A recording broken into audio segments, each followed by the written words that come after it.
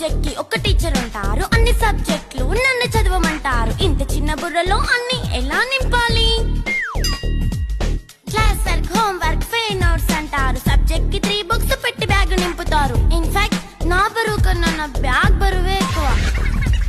క్వశ్చన్లు, ఆన్సర్లు, సర్ప్రైజ్ టెస్టులు అన్ని దాటుకొని మళ్ళీ స్కూల్ వాన్ ఎక్కేసి అమ్మయ్య ఇక ఇంటికి వచ్చేసామనుకుంటే మార్క్స్ తక్కువ వస్తే చెయ్యాలి అసైన్మెంట్. రిపోర్ట్ కార్డ్ చూపిస్తే ఇంట్లో ఉన్న పనిష్మెంట్. హోంవర్క్ చేయమంటూ మమ్మీ చంపుతుంటుంది. ట్యూషన్ టైం అయిందని డాడీ తరుముతుంటాడు. డాన్స్ క్లాస్ కి వెళ్ళమని తాతయ్య తిడతాడు. స్నాక్స్ తిని వెళ్ళమని నాన్నమ్మ ఆపుతుంది. ఇక అన్నీ అయిపోయాక కాసేపు టీవీ చూద్దామంటే మమ్మీ ఎంట్రీ ఇచ్చింది. బెడ్ యొక్క మంది చిన్న నాప్ తీసేలోపు తెల్లారిపోయింది.